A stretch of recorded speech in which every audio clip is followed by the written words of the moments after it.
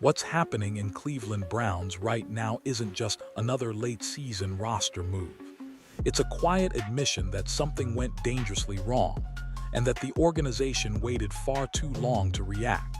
Because when a franchise starts making emergency decisions with one game left on the schedule, that's not planning, that's panic.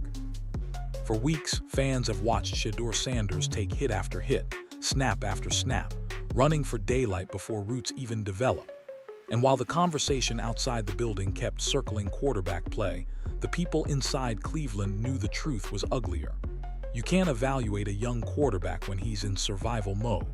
You can't build confidence when every dropback feels like a countdown. And you definitely can't sell development when protection is optional. That's why this latest move matters more than it looks on paper. This wasn't about depth. It wasn't about the final game. And it definitely wasn't about patience. This was ownership stepping in and saying, enough. Because when your most valuable investment is absorbing punishment week after week, doing nothing becomes the most dangerous choice of all. Behind the scenes, frustration has been building, not just from fans, but from people tasked with protecting the future of the franchise. And now, with the season essentially over, the Browns are doing something they avoided all year, admitting that the offensive line situation crossed from problem into liability. And here's the part nobody wants to say out loud. This move isn't just about fixing mistakes. It's about preventing a much bigger one. History has shown what happens when young quarterbacks are left exposed for too long. Careers stall, confidence cracks, and sometimes the damage can't be undone. The Browns didn't just make a signing, they sent a message. The question now is whether it came in time, or whether this was simply the first reaction to a crisis that's already spiraled out of control. There comes a moment in every season when excuses stop working, and for the Cleveland Browns, that moment arrived weeks ago. They just refused to acknowledge it. What we've been watching isn't normal growing pains or rookie struggles. It's a slow-motion collapse happening right in front of everyone's eyes, and it all starts in the same place every single snap. Shedeur Sanders hasn't been playing quarterback, he's been playing survival. From the first series to the final whistle, his internal clock is shattered before it even has a chance to form. The pocket collapses instantly. Rushers are free. Routes barely begin before chaos hits. And yet, week after week, the conversation somehow drifted toward what Sanders wasn't doing instead of why he couldn't do it. This is where the evaluation completely breaks down. You cannot judge a quarterback who's throwing while backpedaling. You can't demand consistency from someone dodging pressure before his receivers even turn their heads. And you definitely can't talk about development when the environment is actively working against it. That's not football analysis, that's denial. What makes this worse is that none of this was unpredictable. The warning signs were there early: missed assignments, confusion up front, linemen losing leverage immediately off the snap. These weren't isolated mistakes, they were patterns. And when patterns go uncorrected, they become habits. By the time the season reached this point, the Browns weren't dealing with a flaw. They were dealing with a full-blown liability. Inside the building, frustration has reportedly been simmering. Not emotional outbursts, something more dangerous. Quiet acknowledgement. The kind where people stop defending the situation and start looking for exits. Because once you accept that the offensive line is failing the quarterback, every other conversation becomes irrelevant. Play calling doesn't matter. Receiver separation doesn't matter. Even wins and losses take a backseat. This is the breaking point. Not because things suddenly went wrong, but because they've been wrong for too long. And when a franchise finally realizes it waited 1 week, one hit, one snap too long, the response is never subtle. What happened next wasn't about patience or long-term planning. It was about damage control. And that reaction would make one thing painfully clear. Cleveland knows it crossed a line it can't afford to ignore anymore. What happened next is where things quietly crossed a line. Because bad games happen in the NFL. Even rough stretches happen. But what unfolded with Cam Robinson wasn't just a down performance. It was the kind of showing that forces uncomfortable conversations behind closed doors. From the opening drive, the pressure was immediate. Missed leverage, late reactions, defenders getting through untouched, and every snap followed the same brutal pattern. Shedeur Sanders taking the snap, barely setting his feet, and then scrambling before the play could even breathe. This wasn't a single blown assignment or a tough matchup. It was sustained breakdown after breakdown, and it didn't take long for the frustration to become visible. You could see it on the sideline. You could see it in the body language. Sanders wasn't arguing, wasn't panicking, just processing the reality that protection wasn't coming. That's a dangerous place for a young quarterback to live mentally. Once trust erodes up front, everything speeds up, and not in a good way. What made this moment different is how fast the response came afterward. The Cleveland Browns didn't wait for the offseason. They didn't frame it as something to evaluate later. Within days, action was taken. And that timing matters. Teams don't make late-season roster moves unless something internally is deemed unacceptable. Now, to be clear, this wasn't a public benching or a statement made to the media. But in the NFL, silence paired with swift action says more than words ever could. The message wasn't just about Robinson's play, it was about standards. Or more accurately, the lack of them up front all season. There's also an uncomfortable truth here that fans don't always want to admit. When linemen start missing assignments repeatedly, it's rarely just physical. Confidence slips, technique breaks down, communication falters. And once that spiral starts, it's incredibly hard to stop midseason. The Browns didn't just see poor execution, they saw a unit unraveling in real time. That's why this moment became a turning point. Not because one player struggled, but because the front office finally had visual proof that the situation had moved beyond coaching tweaks or patience. The offensive line wasn't stabilizing, it was regressing. And once that realization hits, the focus shifts fast from fixing mistakes to limiting damage. Because every snap from that point forward carried the same question. How many more hits can your quarterback take before something breaks that can't be repaired? At first glance, the name doesn't jump off the screen. No blockbuster signing, no headline-grabbing contract. But that's exactly why this move matters. When the Cleveland Browns signed Kingsley Eguakan off the Detroit Lions practice squad, it wasn't about star power, it was about desperation mixed with curiosity. Eguakan didn't enter the league with hype. He went undrafted, which in the NFL often becomes a label players never fully escape. But being undrafted doesn't mean untalented. It usually means overlooked. And sometimes that's where the hunger comes from. At 6'3", roughly 305 pounds, Eguakan has the frame teams look for at center. What he didn't have was a clear path, so he took the long one. Coming out of the Florida Gators, he landed in Detroit, one of the most disciplined and physical offensive systems in the league. That matters more than people realize. The Lions don't hand out reps out of charity. If you see the field there, it's because coaches trust you to execute assignments, communicate protections, and not implode under pressure. Eguakan didn't just dress for games. He logged real snaps and even earned starts. That alone separates him from the typical camp body narrative. But let's be clear, this signing isn't about pretending Eguakan is suddenly the answer. He's not walking in as a savior. This is about something deeper. It's about the Browns signaling they're willing to look outside their comfort zone.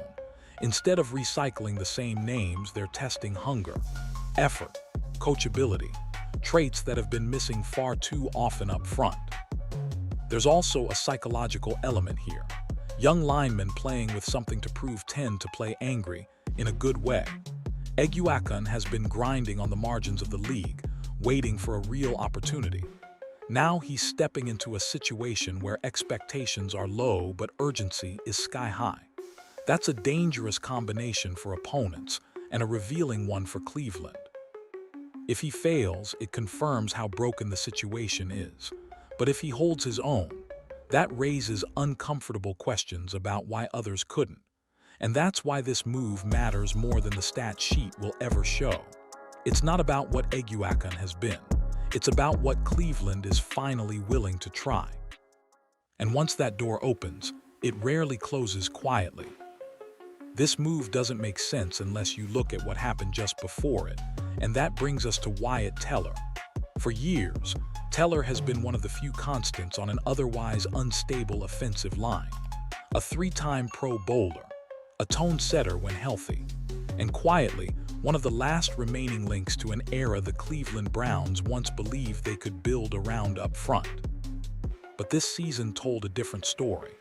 Teller battled through a lingering calf issue for months, trying to stay on the field while the unit around him continued to crumble. And then came the setback. One wrong step, one re-aggravation, and suddenly the Browns made a decision that felt heavier than a routine injury designation, shutting him down for the remainder of the season.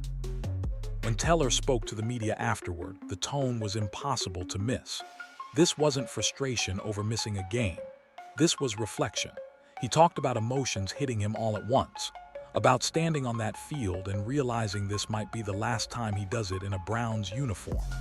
He didn't say it definitively, and it's important to frame this clearly, but the way he spoke carried weight. Veterans don't talk like that unless they sense change coming.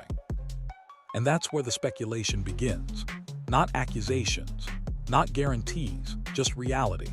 The Browns are staring down a full offensive line reset, and Teller's contract, injury history, and age now put him directly in the conversation, whether fans want to admit it or not. Reports suggest Cleveland is preparing for major roster decisions this offseason, and tough calls rarely spare even respected names. What makes this moment sting is that Teller did what professionals are supposed to do. He played through pain. He led quietly. He didn't deflect blame or stir drama as the line collapsed around him. But football doesn't reward loyalty, it rewards timing. And right now, the Browns are operating on urgency, not sentiment. This isn't about blaming Wyatt Teller. It's about acknowledging reality. One elite lineman cannot prop up an entire unit by himself. And when a franchise finally accepts that the foundation itself is cracked, every piece gets reevaluated, even the ones fans once thought were untouchable. That's why this moment feels bigger than an injury update. It feels like a turning of the page. And once an organization starts preparing for life after its longest-standing pillars, the rebuild stops being theoretical. It becomes inevitable. At this point, nobody inside the Cleveland Browns building is pretending anymore. The questions are no longer whispers. They're being asked out loud, and the silence that follows is telling. Kevin Stefanski is coaching under a microscope, and every non-answer only sharpens the focus. When Stefanski was asked about his future, the response wasn't defiant. It wasn't confident. It was evasive, carefully worded, non-committal. And in the NFL, that's rarely a coincidence. Coaches who feel secure don't dodge. Coaches who know the ground is shifting choose their words very carefully. What stood out even more was who didn't answer those questions. Players were asked too, including Shedeur, and every single one refused to take the bait. That wasn't disrespect. That was professionalism. Players understand the rule. You don't comment on job security. But their reluctance also reinforced something uncomfortable. This situation is real enough that nobody wants their name attached to it. Behind the scenes, reports claim ownership frustration has reached a boiling point. Not because of one loss, not because of one play, but because the same issues keep resurfacing with no visible correction. Poor protection, slow adjustments, a young quarterback left exposed. Those are coaching fingerprints, whether fair or not. That's why speculation has taken on a life of its own. Names are circulating, some louder than others. Mike McDaniel has been floated in league circles, unverified but discussed, as the type of offensive-minded coach Cleveland should want if quarterback development truly matters. At the same time, Jim Schwartz has quietly gained internal respect. His unit has held together despite offensive dysfunction, and when asked about head coaching interest, he didn't shut the door. That detail matters. Coaches who aren't interested usually say so immediately. Schwartz didn't. The larger issue, though, isn't just Stefanski, it's fit. This roster is entering a delicate phase. A young quarterback, an offensive line in transition, a fan base out of patience. The Browns don't need stability for stability's sake, they need direction. And right now, there's a growing sense that Stefanski's vision and the organization's urgency are no longer aligned. This doesn't mean a decision has been made, but it does mean the clock is audible now. Every week, every press conference, every unanswered question. And once a coach reaches the point where speculation becomes routine, the end usually isn't sudden. It's procedural. And Cleveland feels dangerously close to that phase. Sometimes the clearest indictment of a franchise doesn't come from its own failures. It comes from watching how another team handles the exact same problem. And that's where Joe Burrow enters the conversation, whether Cleveland wants to admit it or not. Burrow was recently asked about sack records, whether he cares about tying or breaking them. His answer was calm, almost dismissive. He said he's not chasing numbers, not forcing anything, just playing football and letting the game unfold. That response says more than it seems, because only a quarterback who trusts his protection can think that way. Only someone who expects the pocket to exist can afford patience. Now contrast that with what's happening in Cleveland. Shedeur Sanders doesn't have the luxury of indifference. Every snap is urgent. Every dropback feels like borrowed time. He isn't deciding whether to take a sack, he's deciding how to avoid one before the play even develops. That difference isn't about talent, it's about infrastructure. The Cincinnati Bengals learned their lesson the hard way. Early in Burrow's career, he took punishment, too much of it. And instead of debating narratives or blaming the quarterback, Cincinnati did something radical. They invested aggressively. Draft capital, free agent money, coaching focus. Protection became non-negotiable. Everything else followed. Cleveland has taken the opposite path. They've talked around the problem. They've patched instead of rebuilt. And they've allowed the conversation to drift toward quarterback evaluation while ignoring the environment he's being evaluated in. That's how franchises lose years, sometimes entire windows. What makes this comparison sting is how obvious the blueprint is. It's not a mystery. Protect your quarterback and his decision-making slows down in a good way. His accuracy improves. His confidence stabilizes. His development accelerates. Burrow didn't magically become poised. He was given the conditions to be poised.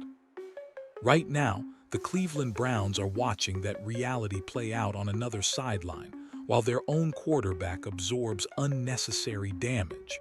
And the longer that contrast exists, the harder it becomes to ignore.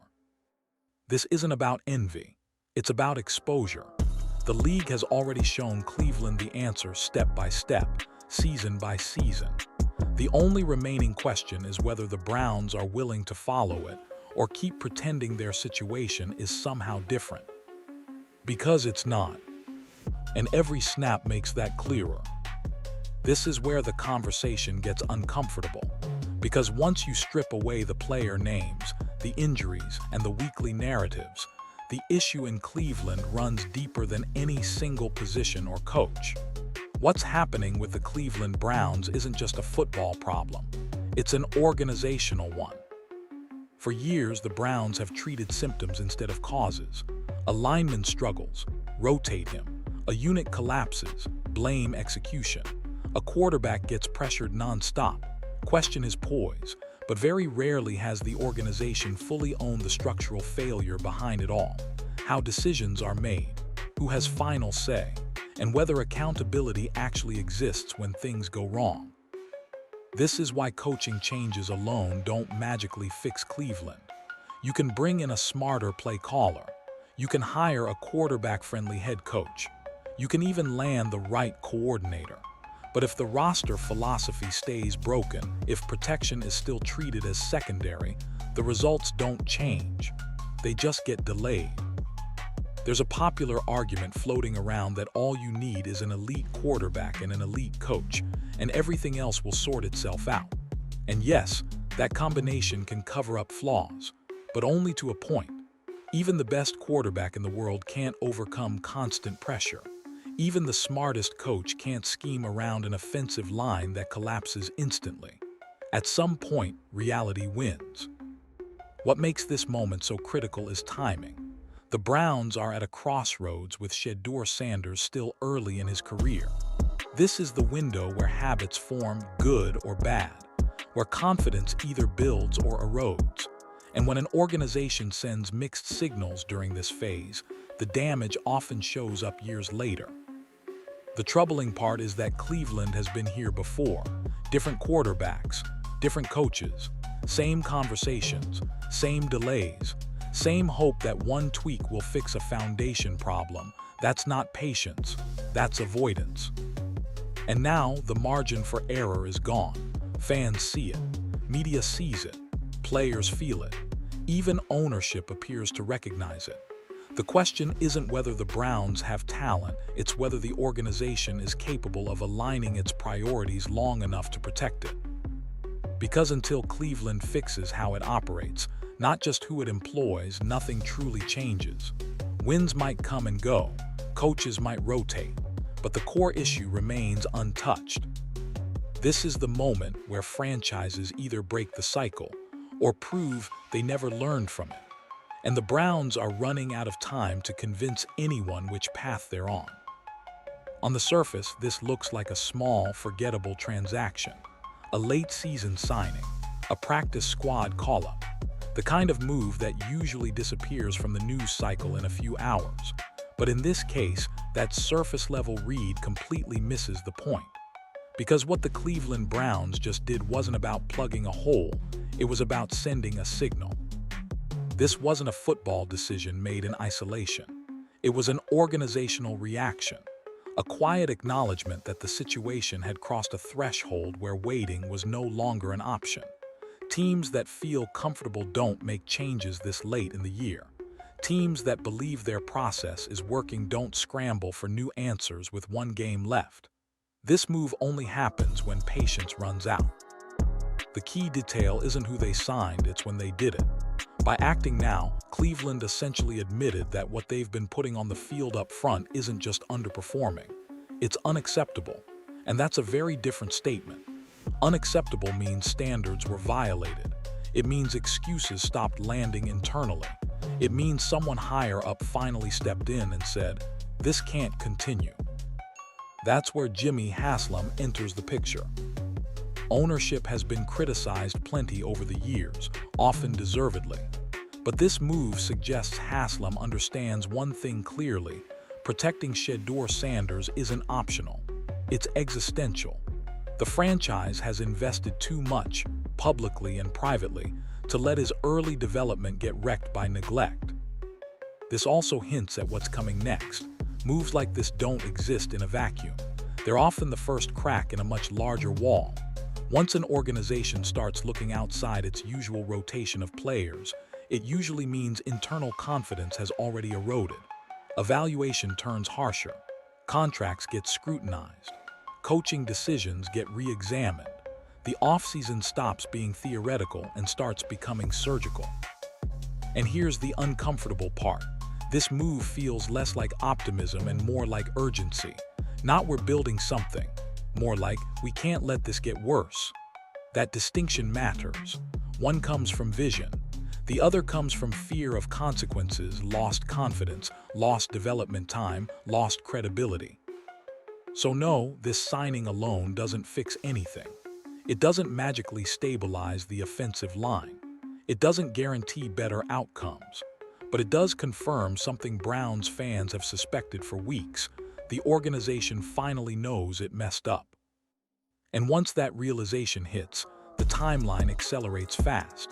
Because acknowledging failure is step one. What Cleveland does after that admission will determine whether this was the start of real change, or just the first move in a scramble to clean up a mess that's already gone too far. This is the part of the story where franchises reveal who they really are, not with press conferences, not with slogans, but with follow-through. Because what happens next will determine whether the Cleveland Browns finally break a cycle that's haunted them for decades, or quietly repeat it with a new name under center. Right now, Shedeur Sanders is standing at the most fragile point of a young quarterback's career. This is where confidence either solidifies or cracks, where habits get locked in, where trust in protection, in coaching, in the organization either forms or fades. And history is brutally clear about what happens when teams get this moment wrong. The NFL is littered with cautionary tales. Quarterbacks who showed promise early, only to be battered behind collapsing lines until their instincts turned defensive, their confidence eroded, and their ceiling quietly dropped. Not because they lacked talent, but because their environment failed them. Cleveland knows those stories. Fans know them.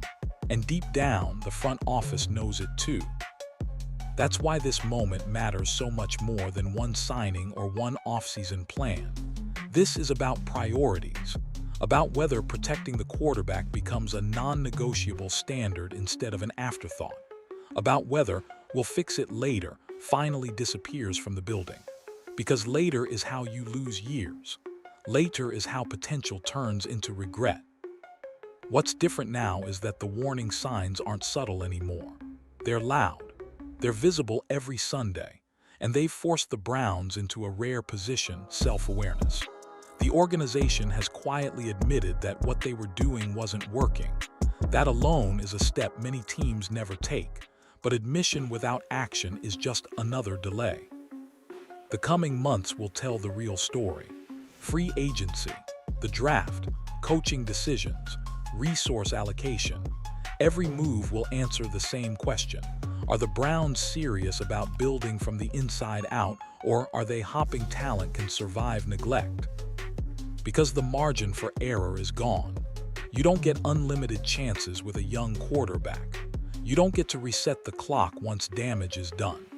Cleveland has one opportunity to show that this time is different, that they've learned, adapted, and are willing to do the unglamorous work required to protect their future. This offseason won't be remembered for headlines or hype. It will be remembered for choices. And years from now, when people look back at Shedeur Sanders' career arc, this will be the moment they point to, either as the turning point that saved it, or the warning sign that everyone saw, but no one acted on in time.